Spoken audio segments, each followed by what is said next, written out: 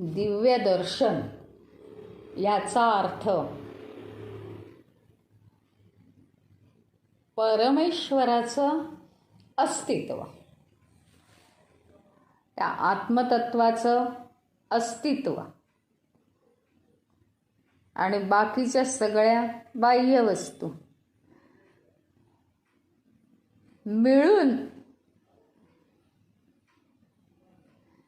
केवळ त्याच्या अस्तित्वामध्ये या बाह्य वस्तू ज्याप्रमाणे खोलीतला दिवा लावला की सगळ्या वस्तू प्रकाशित होतात आणि सगळं डोळ्यांना पटापट कुठे काय आहे ते दिसायला लागतं, त्याप्रमाणे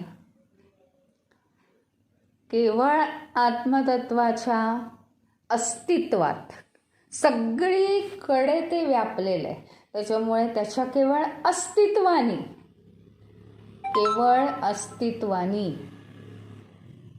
सगळं प्रकाशित होतं. चर आणि अचर हे सगळं विश्व पूर्णपणे प्रकाशित होतं. आणि मग होतं काय, त्याच्यात आपल्याला विशेषतः व्यक्तींचा अभ्यास जास्त करायचा आहे नेहमीच. त्याचं कारण की आपला जन्म इथे झालेला आहे आणि आता काय आहे, गळ्यात ढोल बांधलेला आहे, त्यामुळे तो वाजवावाच लागणार आहे. आता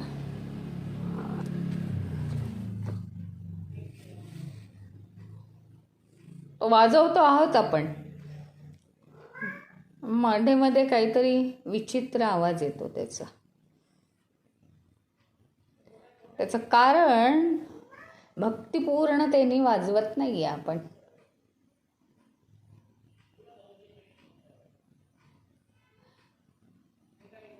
तर या विश्वाचे नियम सांभाळता ईश्वराचं भान ठेवणं, त्याचं कारण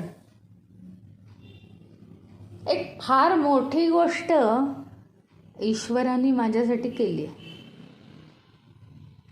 फार मोठी गोष्ट ईश्वराने माझ्यासाठी केलेली आहे आणि त्यामुळे मला त्या ईश्वराला कधीच विसरता येणार नाही. ती कोणती गोष्ट केली आहे? माझ्या वासनांनी मी लंगडा झालो होतो. इतक्या वासना.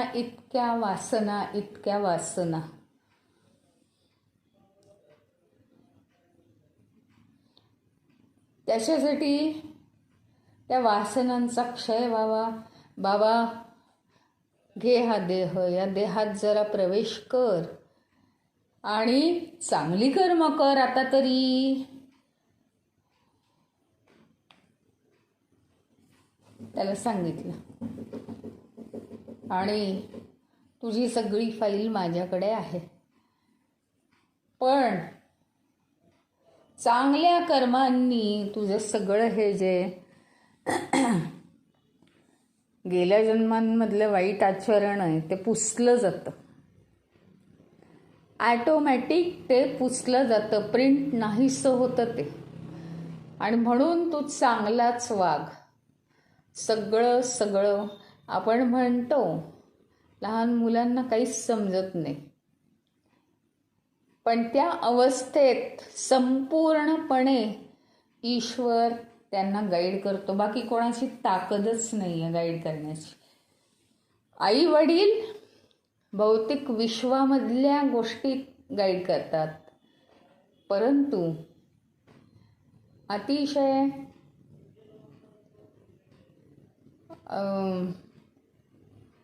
म्हणजे कुणालाही न कळता सिक्रेटली भगवंत सगळ्या लहान मुलांना गाईड करत असतात. आणि मग ती शिदोरी घेऊन मनुष्य पुढे जातो, पण तोपर्यंत त्याला काय होतं, बुद्धीचे कंगोरे फुटतात, तारुण्य पण येतं आणि बुद्धी वाढल्यासारखी पण वाटते. ती जास्त चालायला लागते बुद्धी सगळ्या बाबतीत. आणि जर मनातले विचार गैर असतील तर नको तिथे ती बुद्धी वाहते, म्हणजे ती विवेक करत नाही. सद असत विवेक झाला पाहिजे दरवेळी, तरच बुद्धी योग्य काम करू शकते. गुरुदेव चिन्मयानंदांनी सांगितल्याप्रमाणे सतत कर्म ही 3 पातळीवर चालू असतात. आपल्याला कर्म फक्त शरीराच्याच पातळीवर दिसतात. तसं नसून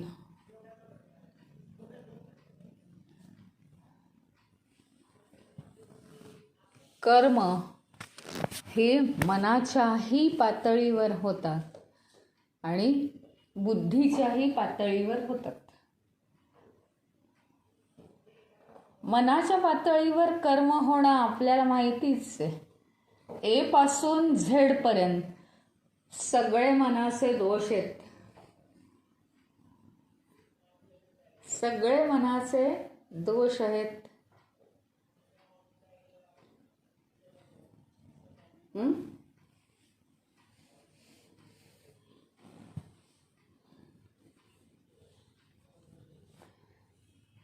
ते मन कधी चांगला विचार करतच नाही. त्याच्यामुळे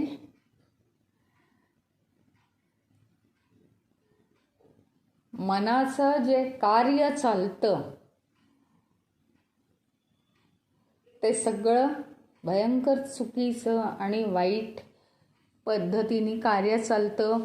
प्रत्येक कर्माला शेवटी काय येतात? फळं येतात आणि ती फळं वाईट येतात. मग सुखही उपभोगतो, दुःखही उपभोगतो आपण. असं चालतं सगळं.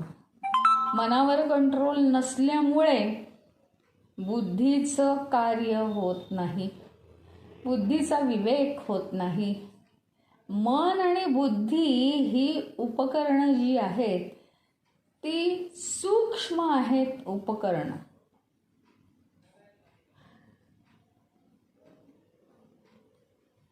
जेवढं सूक्ष्म तेवढं व्यापक. व्यापक व्हायचं असेल, नुसत्या व्याख्या म्हणजेच व्यष्टी आणि समष्टी यांचं एकसंधता जोडणं म्हणजे भक्ती. नुसत्या व्याख्या म्हणणं गोष्ट वेगळी आहे, परंतु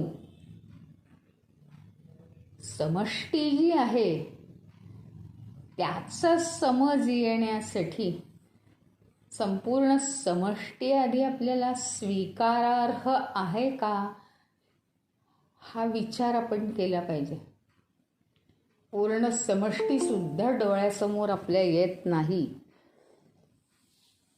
तर आपण समष्टी म्हणून असा काय विचार करतोय वेगळा.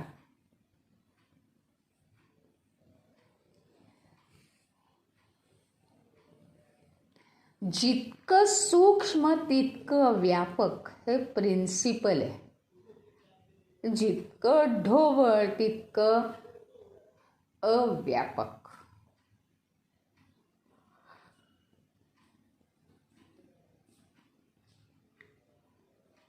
आपल्याला जर आत्मस्वरूप प्राप्त करून घ्यायचं असेल तर आपल्यालाच ते आत्मस्वरूप झालं पाहिजे, बनलं पाहिजे, त्याचं फिलिंग येण्यासाठी.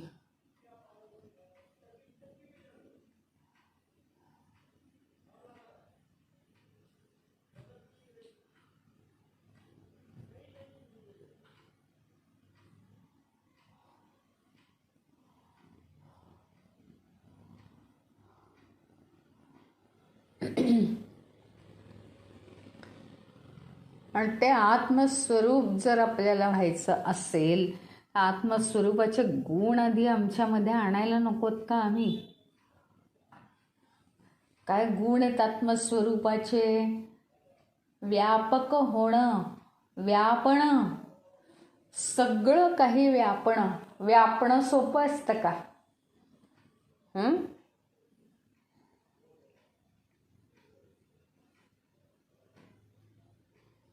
आई वडिलांचं प्रेम बालकाला संपूर्णपणे व्यापलेलं असतं.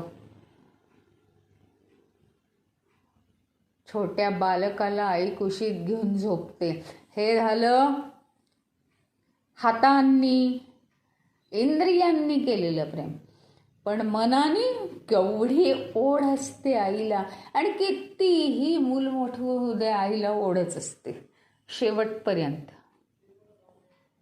म्हणजे हे जे प्रेमाचं नातं आहे, ही आईच्या प्रेमाची पाखर म्हणतो आपण, पण ही व्यापकता आहे.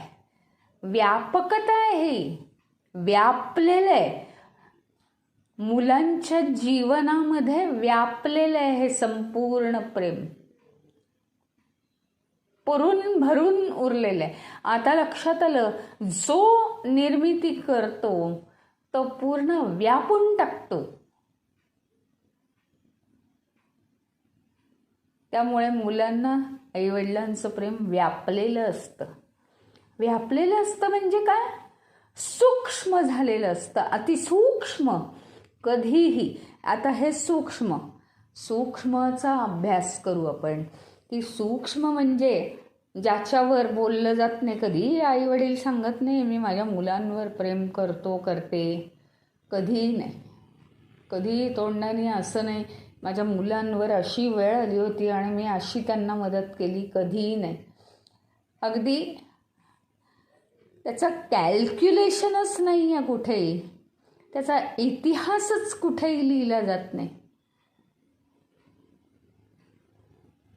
पण अतिशय व्हॅल्युएबल आहे. ह्याच्या कितीतरी पट ईश्वराचं प्रेम आपल्याला व्यापलेलं आहे. मग मला जर त्याला प्राप्त करून घ्यायचं आहे तर त्याच्यासारखा व्यापकपणा आपण नको का आणायला? मग हा व्यापकपणा कसा येणार? हा व्यापकपणा जेवढी विचारांमध्ये सूक्ष्मता येईल तेवढं व्यापकता वाढत जाईल. विचारांमध्ये सूक्ष्मता येण्यासाठी मनामधल्या विचारांचा गोंधळ कमी करायचा आणि फक्त प्रेझेंटमध्ये आणि आवश्यक गोष्टींमध्ये राहायचं. मनावर संयम पाहिजे. नेहमी लक्षात ठेवायचं 3 पातळींवर काम चालतं. देह, मन आणि बुद्धी. 3ही पातळींवर सम्यक आहे का? का मन आणि बुद्धीच्या पातळीवर कामच नाही करत आहोत? मग आपण समष्टीचा भाग होणार कसे? मग आपण दिव्यदर्शन प्राप्त करणार कसे? काहीच होणार नाही. मग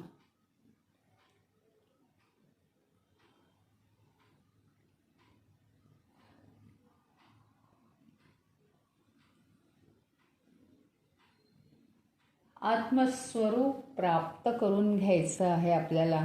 आपलं ते परमध्येय आहे.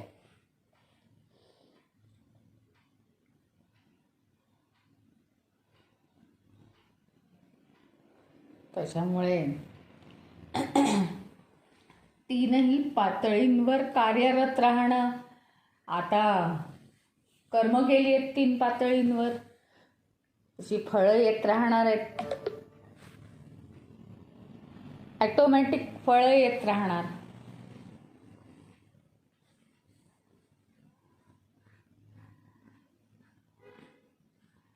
व्यापकता आली पाहिजे.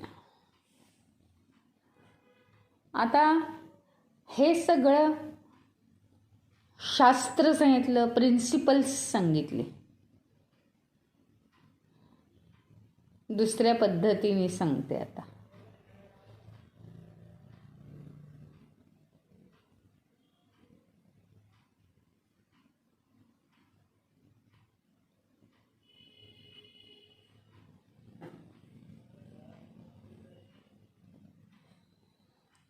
की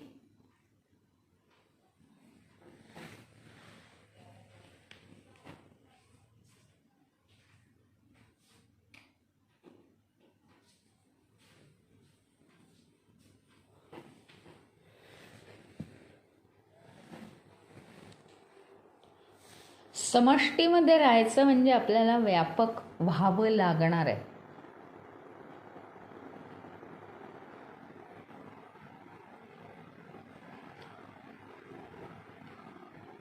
आत्मतत्व व्यापक आहे. आणि आता आपण परत एकदा रिमाइंडर घेऊ की हे विश्व आहे. विश्वात आपल्याला चराचर सृष्टी आहे. आपल्याला आपली जी कर्म नित्य नैमित्तिक कर्म करायची आहेत त्याच्यासाठी आपल्याला मिळालेली ही चराचर सृष्टी आहे. म्हणजे वेगवेगळ्या प्रकारची स्थूल सूक्ष्म आणि अतिसूक्ष्म साधनं मिळालेली आहेत आपल्याला.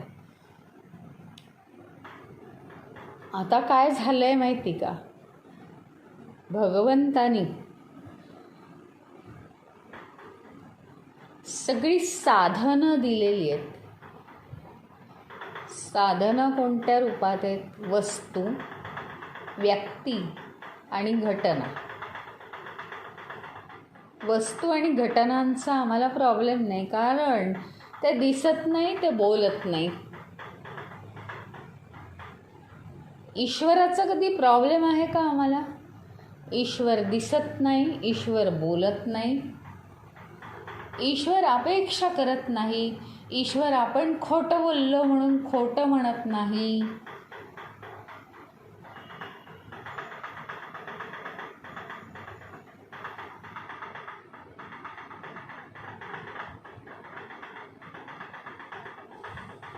त्यामुळे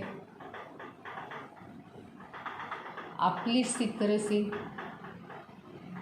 कुठेही सांगत नाही. तो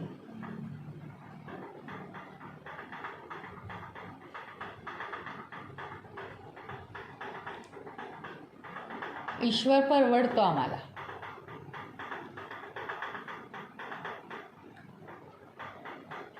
पण कोण परवडत नाही? व्यक्ती फक्त परवडत नाहीत. कुठलीही व्यक्ती म्हटलं, जेलस तरी होतो आपण, राग तरी येतो, स्पर्धा तरी होते,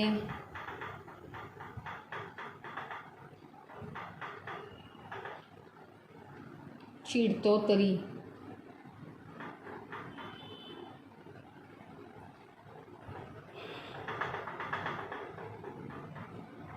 अनेक गोष्टी व्यक्तीशी संबंध आला की मनामध्ये तयार होतात आणि आम्ही स्वतः व्यक्ती आहोत, देह असलेली व्यक्ती.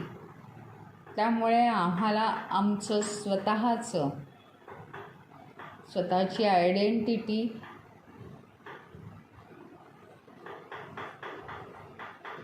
टिकवण्यासाठी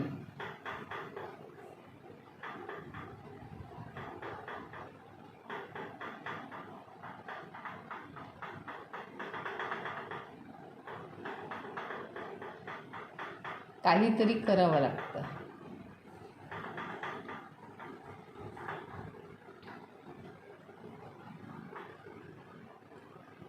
जस्ट आयडेंटिटी म्हणून अहंकाराचा उपयोग करायचा.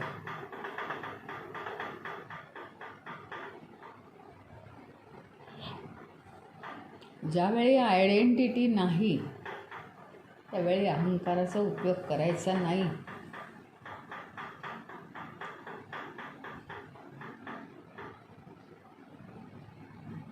आणि एक गोष्ट लक्षात ठेवायची,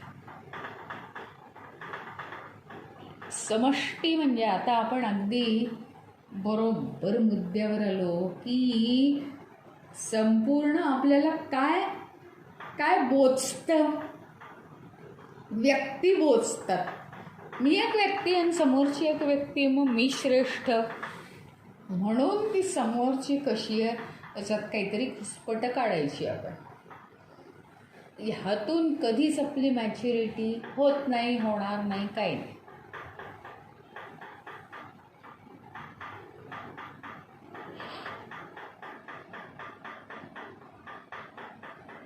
दोन मिनिटाचा खेळ की मी कशी श्रेष्ठ आहे.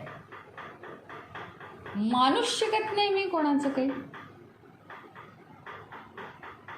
ते आपल्याला स्वतःबद्दलचं मोठेपणा म्हणजे अज्ञानामुळेच हे निर्माण होत आहे सगळं. केवळ अज्ञानच ना ते.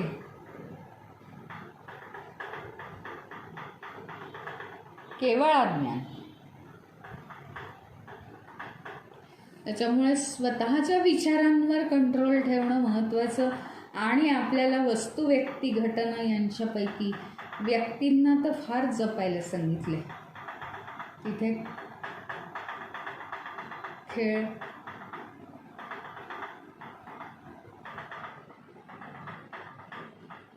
करायचं नाहीये.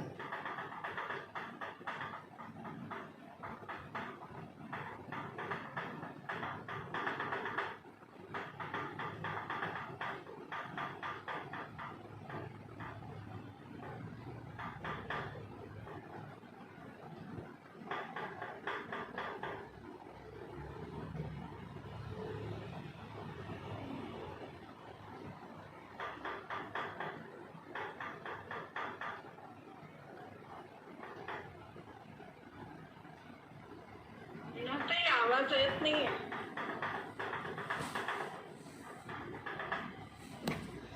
एक मिनिट हा.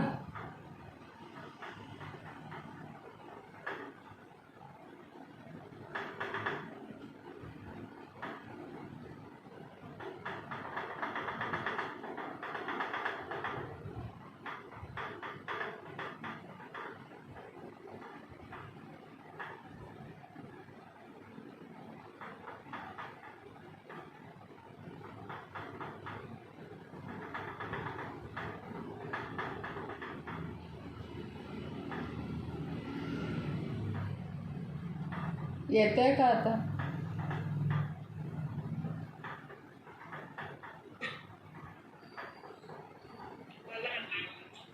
आला? तुमचं बारीक येतं. हां, काहीतरी होतंय फोनला. बॅटरी बहुतेक डाऊन झाली आहे माझी. आणि व्यष्टीपेक्षा समष्टीला महत्त्व आहे. पण ह्याच्यामध्ये समष्टीशी जर आपण प्रेमाने वागलो, कोणाशी वागायचं आहे प्रेमाने म्हणजे फक्त मानवांशी. व्यक्ती हे म्हणजे आत्मस्वरूप प्राप्त करणं. मी जे विचारत होते ते हे आहे, म्हणजे दिव्य दर्शन. आता स्वतःनी स्वतःला जाणायचं आहे, पण आपल्याला माहीत नाही एवढ्या स्टेप्स आहेत मध्ये. स्वतःनी स्वतःला प्रत्येकजण जसे PhD करतायत आज आणि विद्वान होत आहेत, तसं स्वतःनी स्वतःला जर जाणलं तर त्याच्यात अहंकार राहील. बराबर जर स्वतःनी स्वतःला जाणलं तर. इतकं सोपं नाही आहे ते.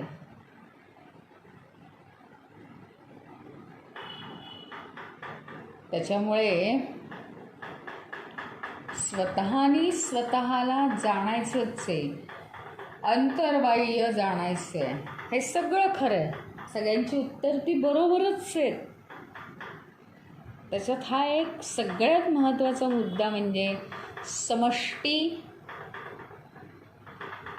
वर, समष्टीशी जर एकरूप झालो आपण, तर आपण भगवंताला प्रिय होतो. भगवंताला प्रिय का व्हायचं आहे? तर त्या प्रेमाने आपलं नशीब उजळून निघणार आहे.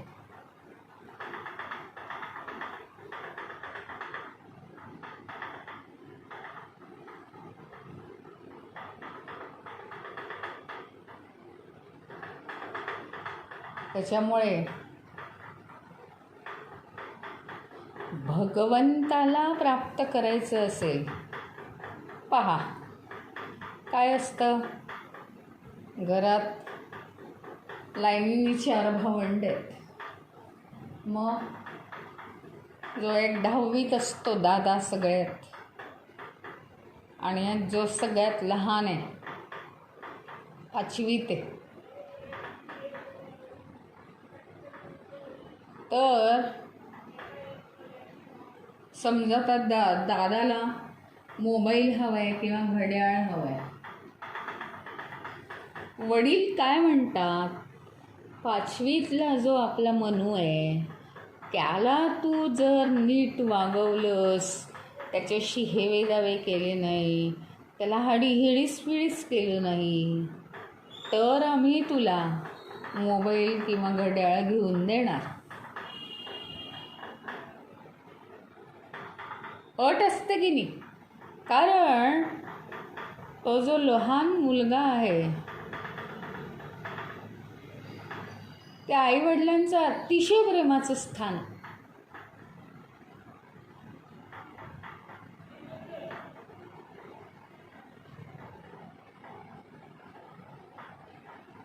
आणि म्हणून संपूर्ण समष्टीशी आपण जर एकरूप होऊ शकलो या प्रेमाच्या नात्याने, तर आपल्याला आत्मस्वरूप प्राप्त होतं. आता ह्याच्यामध्ये एक अतिशय महान भाव आहे, इन्व्हॉल्व आहे. ते म्हणजे खरं सांगायचं झालं तर आज भगवंताची माझ्यावर एवढी मोठी कृपा आहे की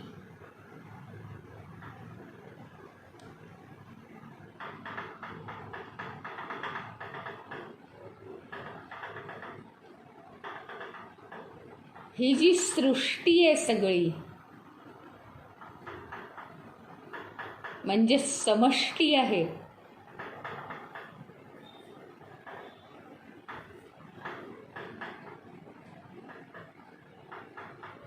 या समष्टीवर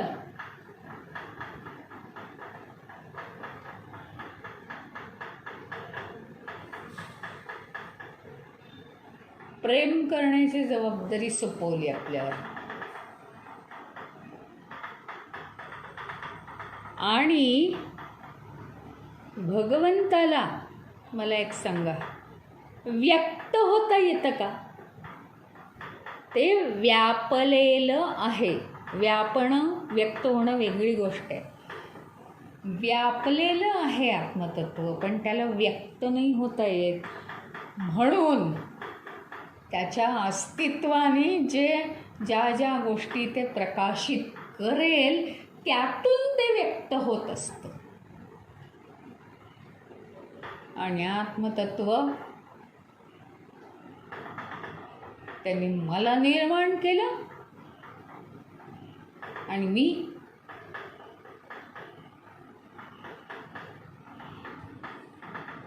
माझ्याद्वारे त्या आत्मतत्वाला व्यक्त व्हायचे. म्हणजे आत्मतत्वानी स्वतः व्यक्त होण्यासाठी आज मला सिलेक्ट केलं. काय लायकी आहे माझी, मला सिलेक्ट केलेलं आहे सध्या.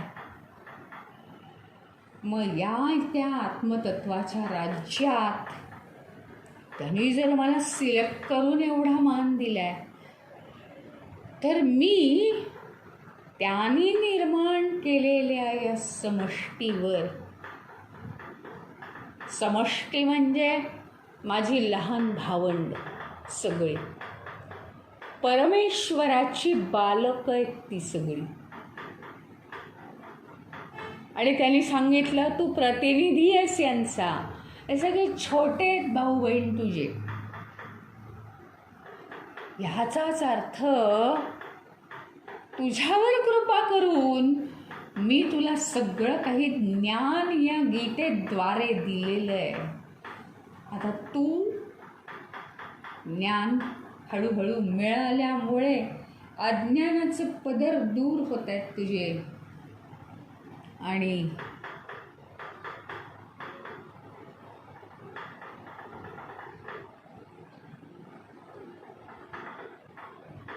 आता तू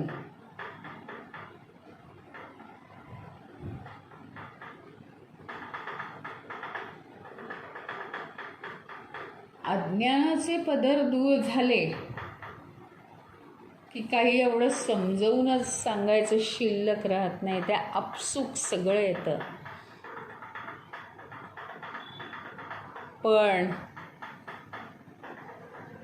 या अदृश्य जगामध्ये आज कितीतरी जीव आहेत. त्यातून एवढ्या ढिगाऱ्यातून परमेश्वराने समष्टीमध्ये विलीन व्हायला मला सिलेक्ट केलं. केवढे हे उपकार.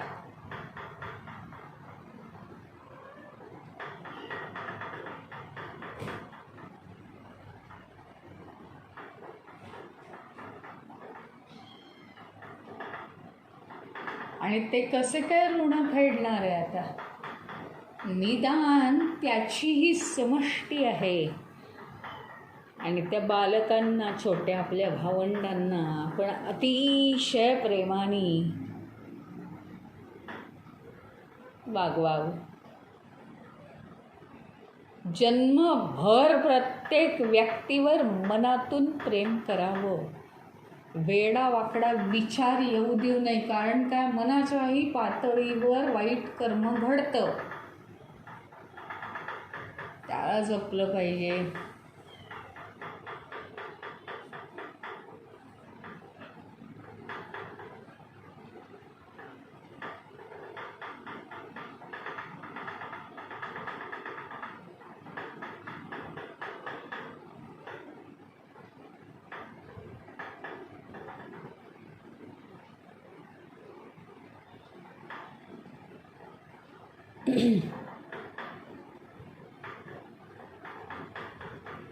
अशी ही भक्ती आहे.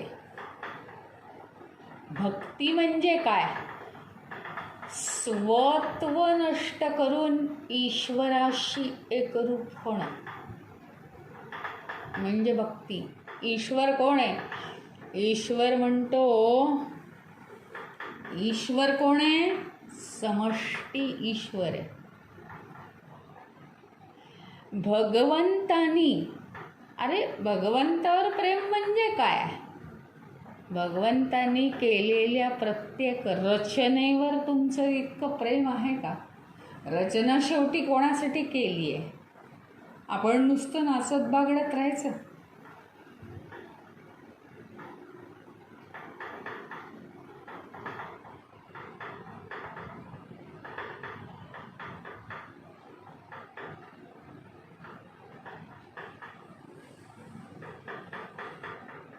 त्यामुळे समष्टीवर प्रेम करणारा जो असतो तो भगवंताला अतिशय प्रिय आहे.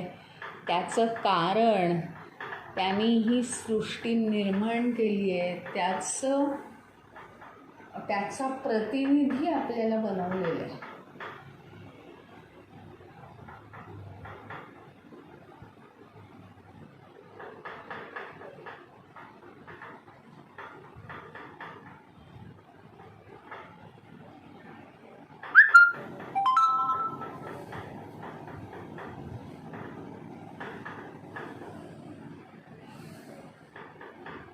भक्ती अतिशय महत्त्वाची.